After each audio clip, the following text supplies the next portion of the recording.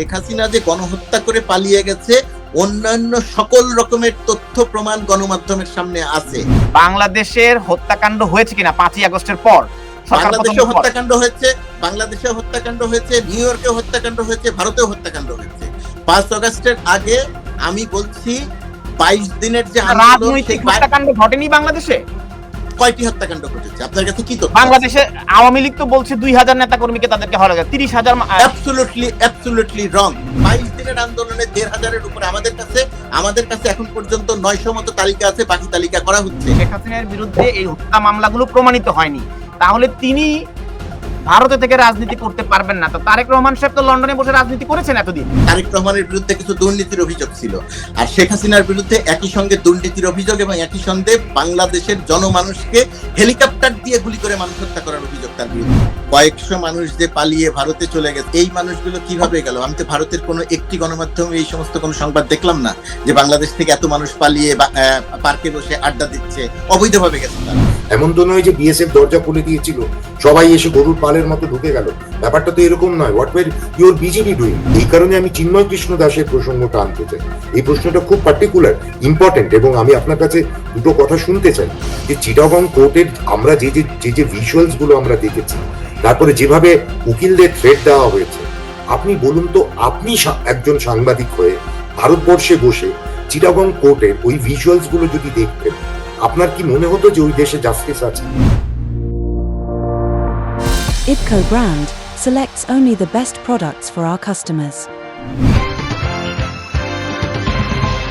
আমি দেবদীপ পুরোহিত আপনাকে যদি দয়া করে একটু বলি যে সিরিয়ায় আসাদ সরকারের পতনের পর তিনি দেশ ছেড়ে চলে গেলেন, কিন্তু আমাদের বাংলাদেশ থেকে যখন শেখ হাসিনা সরকারকে উৎখাত করা হলো, তিনি ভারতে চলে গেলেন। কেউ বলছেন পালিয়ে গেলেন, কেউ বলছেন আওয়ামী লীগ বলছে তাকে সেখানে সসম্মানে দিয়ে আসা হয়েছে। কিন্তু প্রশ্নটি হচ্ছে, সেখানে তিনি বসে রাজনীতি করছেন এবং সেখানে বসে তিনি নানা রকমের বক্তব্য দিচ্ছেন, টেলিফোনে কথা বলছেন, জুম মিটিং করছেন, মানে তিনি রাজনীতিতে সক্রিয় হয়েছেন ভারতে বসে। এবং ভারতের এবং বাংলাদেশের পররাষ্ট্র সচিব পর্যায়ে যখন কথা হয়েছে, এই প্রসঙ্গটি এসেছে। আপনি কি মনে করেন যে সম্পর্ক উন্নয়ন এবং বর্তমান সরকারের দৃষ্টিভঙ্গিতে বড় ধরনের পরিবর্তন আসতে পারে এই রাজনীতিতে শেখ হাসিনার ভারতে বসে এই কর্মকাণ্ডগুলো? দেখুন, এক্ষেত্রে শেখ হাসিনার ভারতে যাওয়া নিয়ে যেটা বাংলাদেশে প্রচুর কথাবার্তা হয়, এবং ইন্ডিয়ান গভর্নমেন্টের তরফ থেকে, যদিও আমি ইন্ডিয়ান গভর্নমেন্টের প্রতিনিধি নই, আমিও এটা জানতে চেয়েছিলাম যে উনি কি করে ভারতে এলেন, কেন এলেন, কি বৃত্তান্ত। তো অবভিয়াসলি যে উত্তরটা যেটা এসছে, যে উনি খুব শর্ট নোটিসে উনি ভারতে গিয়ে পৌঁছেছেন। তো এবং ভারতে উনি আছেন এখন, উনি ভারতবর্ষে থেকে, এবং উনি আপনারা যে, এবং এগুলো না একটা, মানে গোলাম ভাই অনেক ভালো জানবেন, he is part of the government and as a veteran সাংবাদিক। সেটা হচ্ছে যে আপনাদের দেশে বিভিন্ন সময় লোকেরা বলেন যে ওনাকে এক্সট্রাডাইট করতে হবে, এবং বাংলাদেশ ফর্মালি ওনার এক্সট্রাডিশন চাইছে কি চাইছে না, সেটা ভারতবর্ষের মিডিয়ার কাছে খুব ইম্পর্টেন্ট একটা বিষয়। এবং আমরা বিভিন্ন সময় জানার চেষ্টা করেছি কোনো ফর্মাল রিকোয়েস্ট কিছু এসছে কিনা। কোনো ফর্মাল রিকোয়েস্ট এখন অব্দি বাংলাদেশ থেকে যায়নি, সেটা আমি লাস্ট 2-3 দিন আগেও জানি। বিএনপির তরফ থেকে বিভিন্ন সময় কিছু বক্তব্য রাখা হয়েছে, ওনাদের তরফ থেকে একটা চিঠিও গিয়েছিল, কিন্তু BNP is a political party, they are not the government. এটা হচ্ছে প্রথম কথা। দ্বিতীয় হচ্ছে যে উনি ওখানে বসে, দেখুন, উনি, আপনারা বলছেন উনি অপরাধী, ফ্যাসিস্ট, সেটা বাংলাদেশের মানুষের কাছে। তো ইন্ডিয়ান লিগাল সিস্টেম, ইন্ডিয়ান যে জুডিশিয়াল সিস্টেম, সেখানে তো উনি অপরাধী নন, এবং ওনার রেসপেক্টে মানে কোনো চার্জেসও নেই। সেখানে উনি ওখানে আছেন, এবং সেখান থেকে কি অ্যারেঞ্জমেন্টে আছেন, কি আছেন, সেটা সত্যিই আমি জানি না। এবং আমি কেন, কোনো ভারতীয় সাংবাদিকই জানি না। সেখানে বসে উনি ফোনে যদি কারোর সঙ্গে কথা বলেন, বা উনি যদি ভার্চুয়ালি কোনো অ্যাড্রেস দেন, তাহলে এটা একটু নাবালকের মতো হয়ে যায় না, যে তাতে লোকে ধারণা করা শুরু করে যে এর পেছনে ভারতের মদত আছে। তো আমি, মানে এটা আমার কাছে প্রশ্ন। এবং আপনারা যেহেতু বাংলাদেশের লোকেরা, মানে গোলাম ভাই বা আপনাদের পক্ষে জানা এক্ষেত্রে অনেক বেশি সহজ যে এই অ্যারেঞ্জমেন্টটা কি রকম। আমি এই প্রশ্নটা গোলাম মুর্তজাকে করে ফিরছি দেবদীপ পুরোহিত। ভারতে সাবেক প্রধানমন্ত্রী শেখ হাসিনা চলে যাওয়ার পর আনুষ্ঠানিকভাবে বাংলাদেশ শেখ হাসিনাকে আইনের আওতায় বা বিচারের মুখোমুখি করবার জন্য আনুষ্ঠানিকভাবে আবেদন করেছে কিনা? প্রথমত কথা, বাংলাদেশের সঙ্গে ভারতের বন্দি বিনিময় চুক্তি আছে। সেই চুক্তি অনুযায়ী সরকারের পক্ষ থেকে যেটা বলা হয়েছে, সেই চুক্তি অনুযায়ী তাকে ফেরত চাওয়া হবে তখন যখন তার বিচার প্রক্রিয়াটা সম্পন্ন হবে। তার বিচার প্রক্রিয়াটা আন্তর্জাতিক অপরাধ ট্রাইব্যুনালে চলছে এবং এই বিচার প্রক্রিয়াটি আগামী 2-3 মাসের মধ্যে সম্পন্ন হয়ে যাবে বলে ধারণা করা হচ্ছে এবং তারপরে আনুষ্ঠানিকভাবে ভারতের কাছে শেখ হাসিনাকে ফেরত চাওয়া হবে। এটা হচ্ছে বাংলাদেশ সরকারের অবস্থান। আর দেবদার আরেকটা কথার সঙ্গে আমি সেই প্রসঙ্গে যাওয়ার আগে আপনাকে সম্পর্ক প্রশ্ন, তাহলে শেখ হাসিনার এই অপরাধগুলো এখনো প্রমাণিত নয়, খুনের মামলা, হত্যা মামলাগুলো এখনো প্রমাণিত নয়, তো তাহলে তিনি ভারতে বসে রাজনীতি করলে অসুবিধা কোথায়?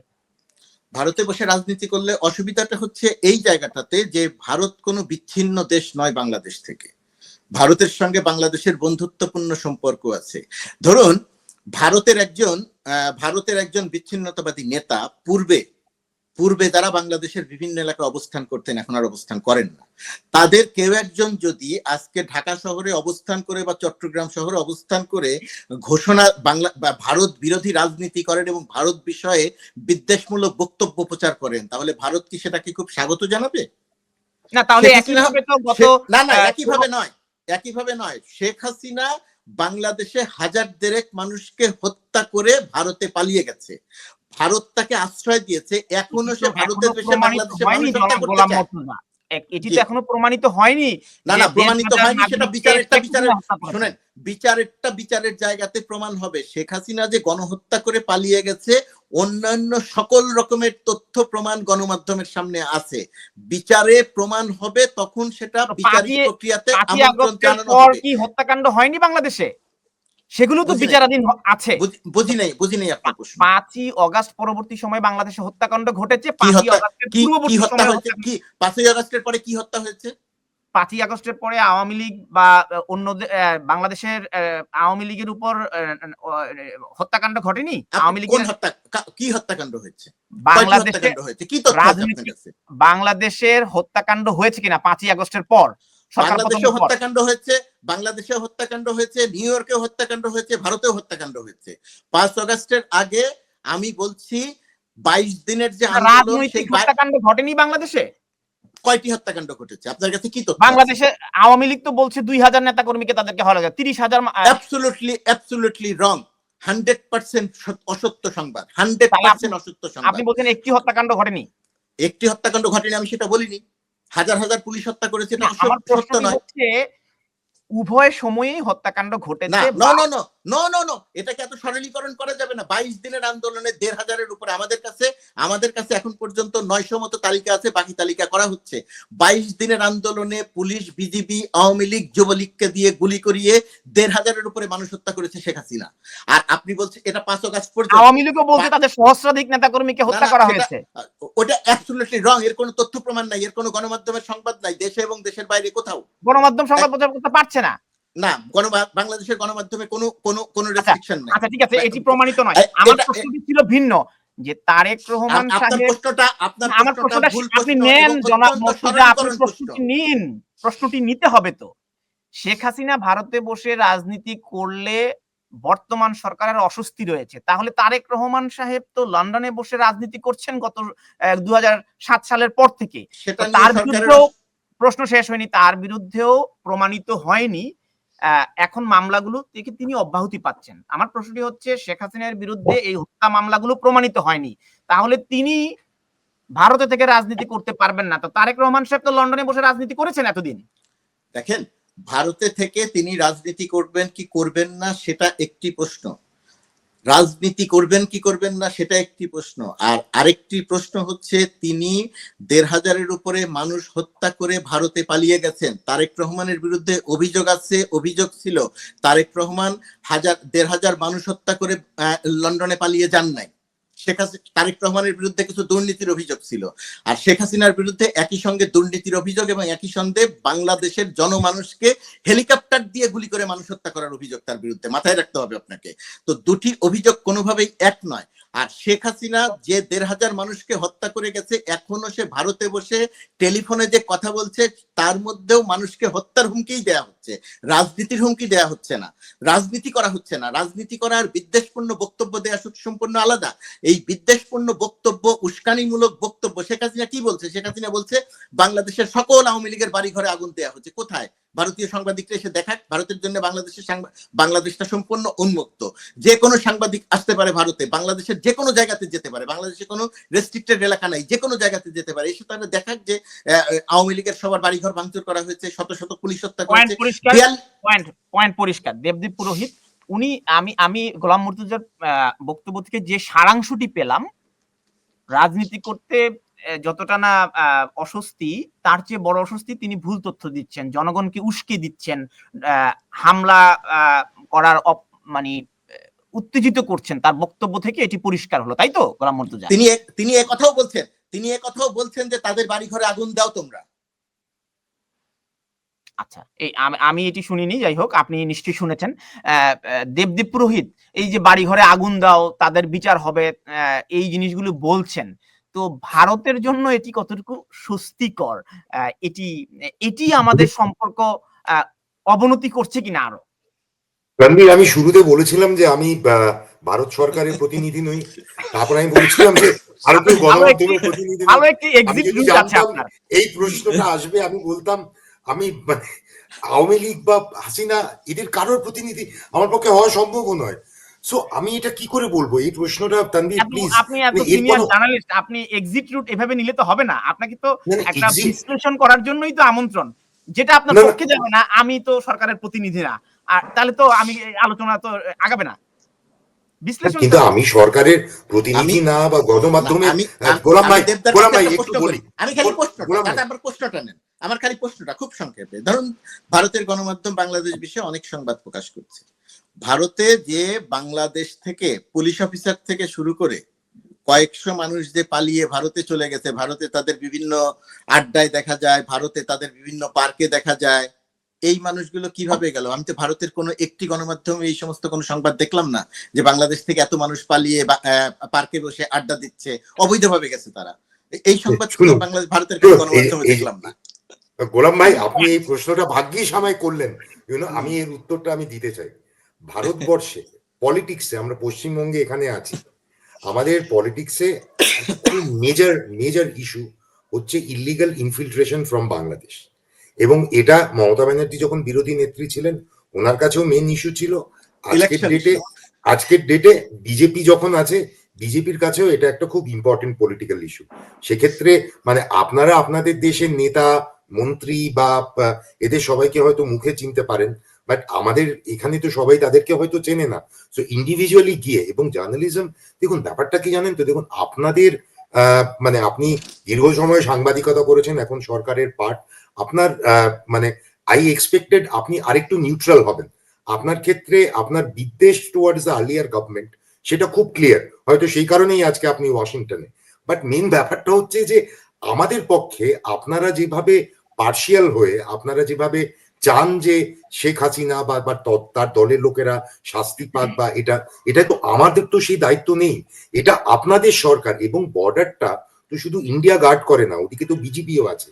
এমন তো নয় যে বিএসএফ দরজা খুলে দিয়েছিল, সবাই এসে গরুর পালের মতো ঢুকে গেল, ব্যাপারটা তো এরকম নয়। What were your BJP doing? আমি তো এটাও জানি যে আপনাদের তো হাসিনার সরকারের একজন খুব বড় মন্ত্রী অ্যারেস্ট হয়ে গিয়েছিলেন, তারপর আপনাদের আর্মির লোকেরা টাকা খেয়ে তাকে বিদেশে পাঠিয়ে দিয়েছে, আপনারা তো এগুলো জানেন। সো আপনাদের লেভেলের দেশের করাপশনের কথা তো আপনি জানেন। So then why are you blaming us for that, right? এবং এটা আমাদের এই ব্লেম করা যায় না। এবং তানভীরের যে প্রশ্নটা ছিল যে উনি এখানে বসে বলছেন, তো সেটা ভারতের জন্য বিড়ম্বনা কি বিড়ম্বনা নয়, সেটা আমাদেরও প্রশ্ন। আমরাও তো জানার চেষ্টা করি যে উনি কোথায় আছেন, কি আছেন, আমাদের কাছে কোনো ইনফরমেশন নেই। এবং মানে we want to know more about ইট।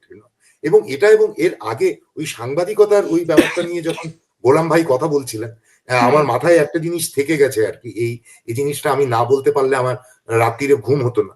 তো আমি সেটা আপনাকে বলতে চাই যে আপনি বারবার বলে যাচ্ছেন যে ভারতীয় সংবাদ মাধ্যমে যে খবরগুলো বেরোচ্ছে ভুল বেরোচ্ছে, কিন্তু আপনি কোনো একটা জায়গায় আমরা এটা শুনতে পারলে খুব ভালো হতো। এবং যেটা আপনি বলে গেলেন যে আমি কখনোই বলবো না যে আপনি ভুল ভুল তথ্য দিচ্ছেন, কিন্তু আমার মনে হয় যে আমিও তো পাঠক, আমিও তো সকালবেলা থেকে উঠে যেহেতু বাংলাদেশ নিয়েও লিখি এবং বাংলাদেশকে ভালোবাসি, আমি শুরুতেই বললাম, তা বাংলাদেশের খবরাখবর আমি পড়ি। 5ই আগস্টের আগে থেকে আমি, আমার সব গুগল অ্যালার্ট দেওয়া আছে, তা আমি প্রত্যেকটা কাগজ পড়ি।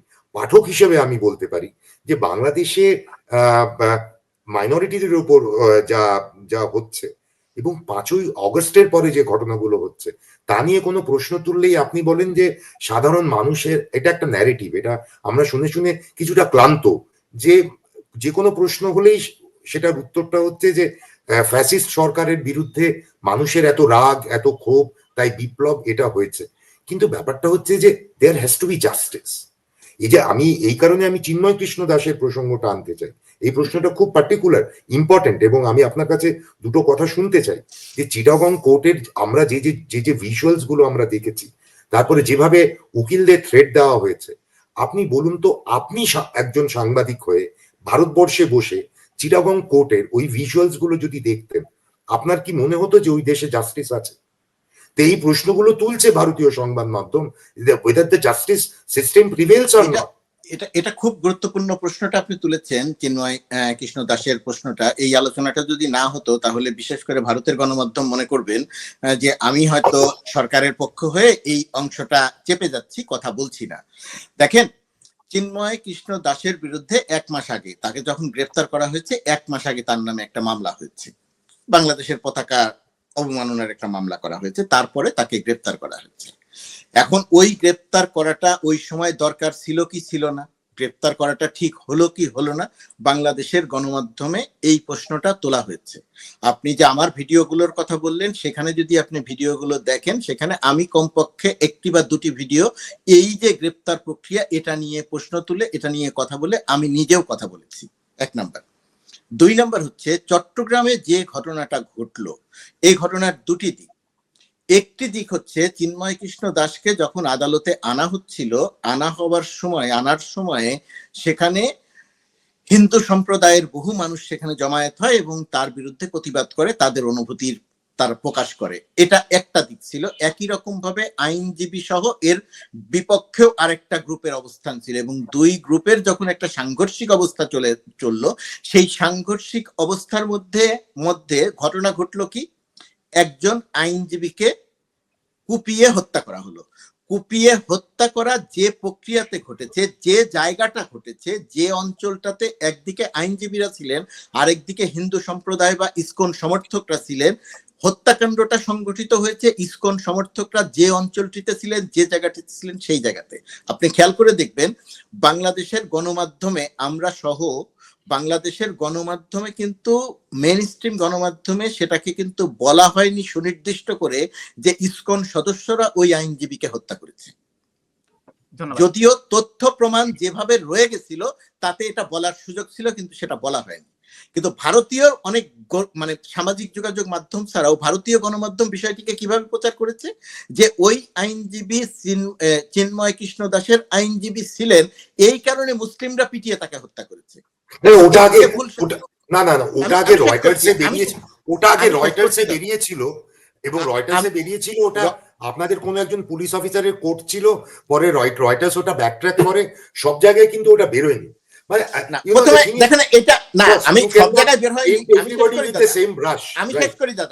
আমি শেষ করি। এই যে একজন মুসলিম আইনজীবীকে হত্যা করা হলো, ধারণা করা হচ্ছিল যে চট্টগ্রামে হিন্দু মুসলিম দাঙ্গা লেগে যাবে, কারণ ওই মুসলিম আইনজীবীকে হত্যা করার পরে পরিস্থিতি এতটাই উত্তপ্ত ছিল। সামাজিক রাজনৈতিক সংগঠন এবং সরকারের উদ্যোগের ফলে, আইনজীবীদের উদ্যোগের ফলে ওই ঘটনার পরে একটি হিন্দু বাড়িও আক্রমণ হয়নি চট্টগ্রামে, একটি বাড়িও আক্রমণ হয়নি একজন আইনজীবী হত্যার পরে।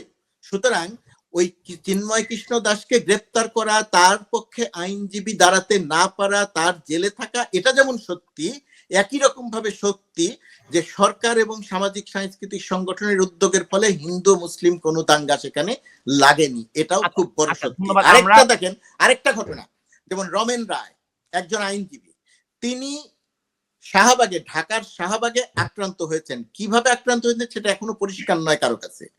সেটাকেও ভারতের সামাজিক যোগাযোগ মাধ্যম এবং গণমাধ্যম প্রচার করেছে যে তিনি চিন্ময় কৃষ্ণ দাসের আইনজীবী ছিলেন, এই কারণে তাকে পিটিয়ে আহত করা হয়েছে এবং তিনি কমায় আছেন। এই ঘটনাগুলো ভারতের গণমাধ্যমে এসেছে, ঘটেছে। কিন্তু আমাকে 2-3 মিনিট সময় দিতে হবে শেষ করার আগে। আমি জানি টাইম ইজ রানিং অ্যাওয়ে। আমি কিছু ব্রিফ পয়েন্টস বলবো। মানে গোলাম ভাই, মানে ব্যাপারটা হচ্ছে যে আপনি খুব সুন্দরভাবে আপনি পুরো ব্যাপারটা উপস্থাপনা করছেন। আমি জাস্ট কয়েকটা প্রশ্ন ছেড়ে যাচ্ছি আপনার জন্য, পরে আমরা we will exchange our phone numbers and we will talk. এটা হচ্ছে যে আপনার বিভিন্ন কথায় একটা জিনিস হয় যে আমরা যখন খবরের কাগজে নিউজ রুমে যখন ছোট বাচ্চা রিপোর্টার যখন খবর আনে বা এই আনে, তখন আমরা বোঝানোর চেষ্টা করি একটা মানুষও যদি মারা যায়, একটা মানুষের সঙ্গেও যদি কোনো অন্যায় হয়, that is a news for us. কিন্তু আপনি বিভিন্ন সময় বলে যাচ্ছেন 5ই আগস্টের আগে 1000 এত মারা গেছিল, তারপরে কেউ মারা যায়নি। মানে আপনি বারবার বলার চেষ্টা করছেন যে 5ই আগস্টের আগে অব্দি আপনাদের যে ন্যারেটিভটা ছিল সেই ন্যারেটিভটা রাইট, মানে অপোজিশন তারা যখন ছিল সরকার বিরোধী। আর আজকে 5ই আগস্টের পরে যারা সরকার বিরোধী তাদের যে ন্যারেটিভটা, মানে 5ই আগস্টের আগে বিরোধীদের ন্যারেটিভ ঠিক, 5ই আগস্টের পরে বিরোধীদের ন্যারেটিভ ভুল। এই ব্যাপারটার মধ্যে না একটা পক্ষপাত আছে। তো আপনি একজন সিনিয়র সাংবাদিক, তাই আপনার কাছে এটা আমি আশা করি না। এটা হচ্ছে প্রথম। আমার দ্বিতীয় যে পয়েন্টটা আমি আপনাকে যেটা বলতে চাই, দিস আর লজিক্যাল কোয়েশ্চেন্স, হ্যাঁ, আপনার পছন্দ নাও হতে পারে। দ্বিতীয় হচ্ছে যে চিন্ময় কৃষ্ণ দাসের ক্ষেত্রে যে সেডিশনের যে মামলাটা, it's an open and shut case, তার ভিডিও আছে। এবং সেটার ক্ষেত্রে আমি আপনাদের বাংলাদেশের সিনিয়র আমি ব্যারিস্টারদের সঙ্গে কথা বলেছি, তার জন্য ওনার এতদিনের ইনকারসারেশনটা এটা কি ঠিক, এটার কোনো দরকার নেই। এবং সেক্ষেত্রে government could have had a role. এবং যেখানে লাস্ট দিন ওনার বেল পিটিশনটার ক্ষেত্রে যেটা হলো যে ওনার পক্ষে কোনো উকিল দাঁড়ালো না, সেখানেও আপনাদের জুডিশিয়াল সিস্টেমে এটা আছে, আমাদের এখানেও আছে, সেটা হচ্ছে যে আমাদের দেশে কাসাবের জন্য উকিলের ব্যবস্থা করা হয়েছিল। আপনার অ্যাডমিনিস্ট্রেশন বা প্রসিকিউশন কেন তার জন্য উকিলের ব্যবস্থা করতে পারে? সেকেন্ড। থার্ড হচ্ছে ইভেন জাজ নিজের ডিসক্রিশনে উনি বেল দিতে পারেন, because bail should be the norm and jail should be an exception.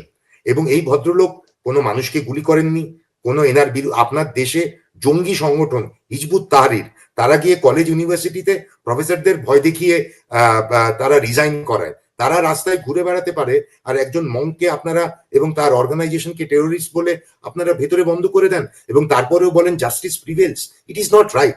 হতে পারে যাবতীয় রাগের কারণ হতে পারে আপনাদের হাসিনা সরকারের বিরুদ্ধে আপনাদের ক্ষোভ, তার মানে সাধারণ মানুষ, সেকুলার্স, লিবারেলস, মাইনরিটির এই ভয় দেখানো। আর আপনি আরেকটা জিনিস বললেন যে কারোর বাড়ি ভাঙচুর হয়নি, কারোর কাউকে মারা হয়নি। হ্যাঁ, একটা তরুণ মজুমদারের একটা সিনেমা ছিল, আমি নামটা ভুলে যাচ্ছি, একজন টিচার কোন একটা মার্ডার দেখে নিয়েছিলেন, তো ওর বাড়ির বাইরে দাঁড়িয়ে রোজ বলা হতো, মাস্টারমশাই আপনি কিন্তু কিছু দেখেননি, মাস্টারমশাই আপনি কিন্তু কিছু দেখেননি।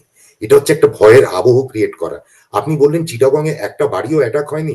আমার সঙ্গে কলেজে কলকাতায় পড়ালেখা করেছে, দিল্লি ইউনিভার্সিটিতে পড়েছে, জেএনইউতে পড়েছে প্রচুর বাংলাদেশের ছাত্র। তাদের অধিকাংশই আর আপনাদের দেশে থাকে না, সবাই আমেরিকাতে চলে গেছে, বিকজ তারা পড়াশোনায় অনেক বেটার ছিল। কিন্তু কিছু লোক এখনো চিটাগংয়ে থাকে, তাদের সঙ্গে আমার রেগুলার কথা হয়েছে। Some of them happen to be Hindus, কিছু মুসলিম ছেলেরাও আছে।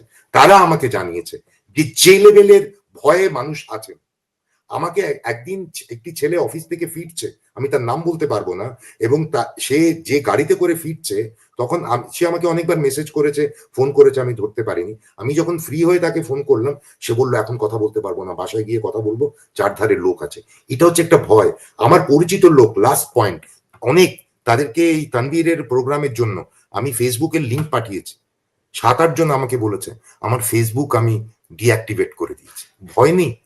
আপনি বলছেন দেশে ভয় নেই, ক্যান ইউ সে দ্যাট? এক নাম্বার, এটা হয়তো আপনি দেখছেন না, আপনি হয়তো দেখতে চান না। না, একটু সংক্ষেপে জবাব, আমি আপনার সংক্ষেপে জবাব দিই কয়েকটা প্রশ্নের।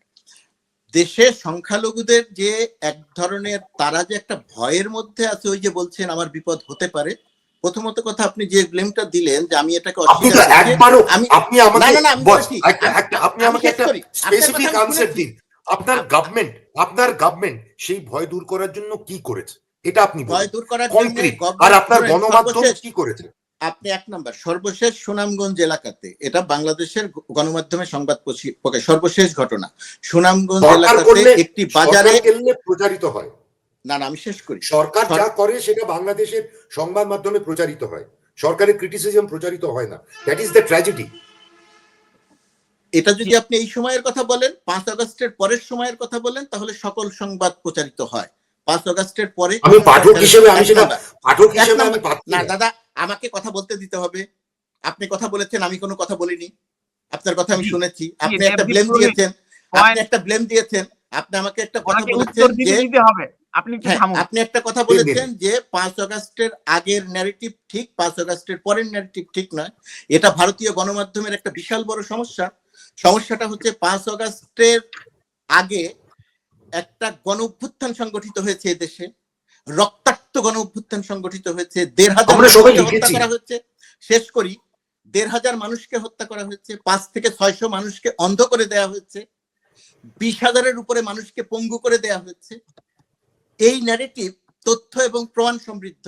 আর আপনি 5 আগস্টের পরের যে কথা বলছেন, হত্যা করা হয়েছে, সেই ন্যারেটিভে কোনো তথ্য নাই, সেই ন্যারেটিভে কোনো প্রমাণ নাই, সেই ন্যারেটিভে গণমাধ্যমের সংবাদ বাদ দেন, ভারতীয় সাংবাদিকরা যারা এসেছে বাংলাদেশে তাদের রিপোর্টেও সেই তথ্য নাই। সুতরাং দুটো এক জিনিস হবে না। আমার কথায় আপনি মনে করছেন যে শেখ হাসিনা সরকারের প্রতি বিদ্বেষ। শেখ হাসিনা সরকারের প্রতি বিদ্বেষ নয়। শেখ হাসিনা বাংলাদেশে গণহত্যা করেছে, শেখ হাসিনা বাংলাদেশের গণতন্ত্র ধ্বংস করেছে, শেখ হাসিনা রাতে নির্বাচন করেছে, শেখ হাসিনা আমাদেরকে কথা বলতে দেয়নি, আমাদেরকে জেল, জুলুম, নিপীড়ন, নির্যাতন, গুম, আয়নাঘর এই ব্যবস্থা করেছে। সেই তথ্যগুলো যখন প্রকাশিত হয় তখন মনে হয় যে আমরা শেখ হাসিনার বিরুদ্ধে বিদ্বেষ ছড়াচ্ছি।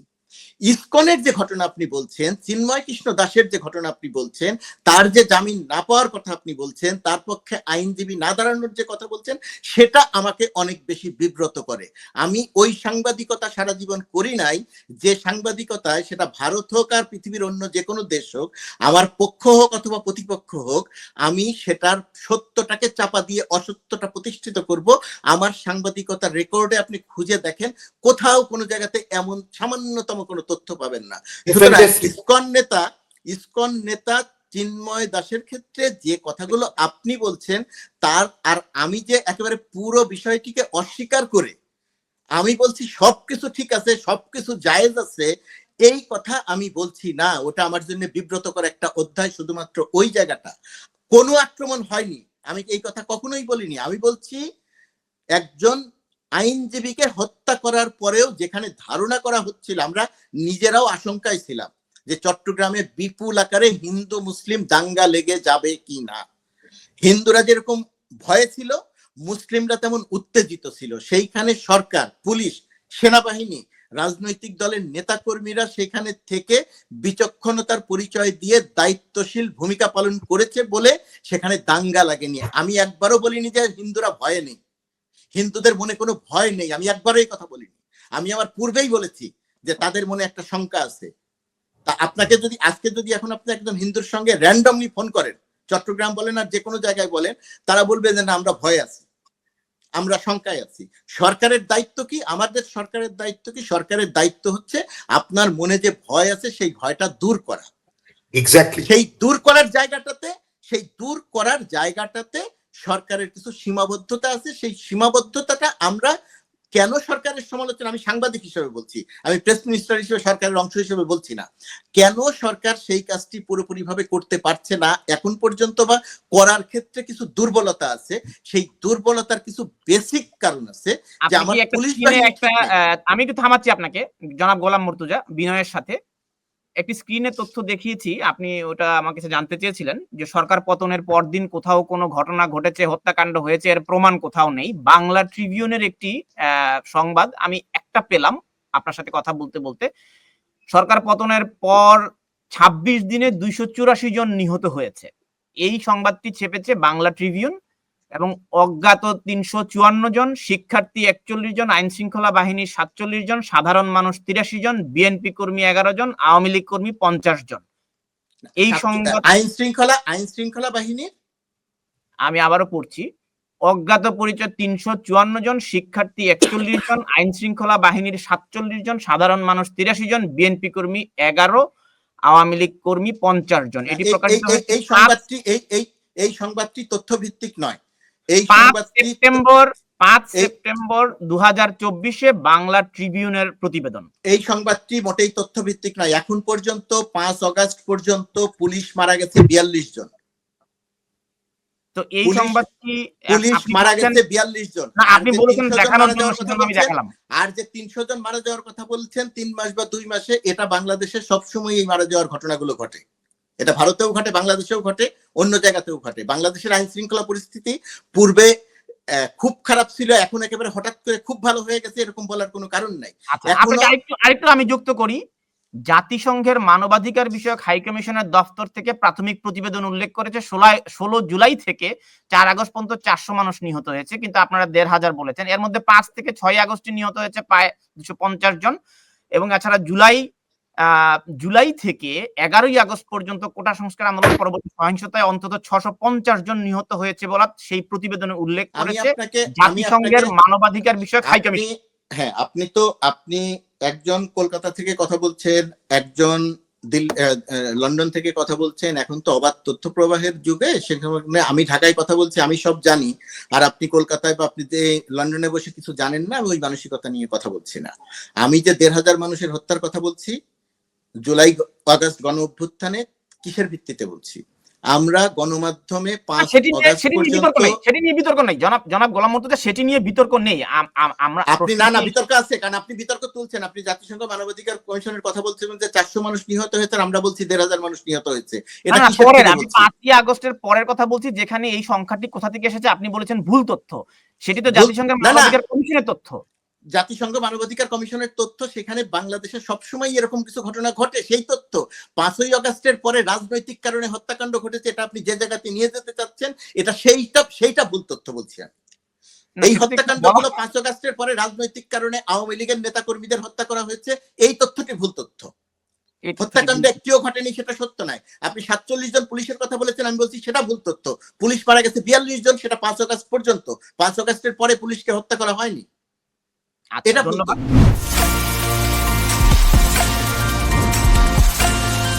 IBCO brand selects only the best products for our customers.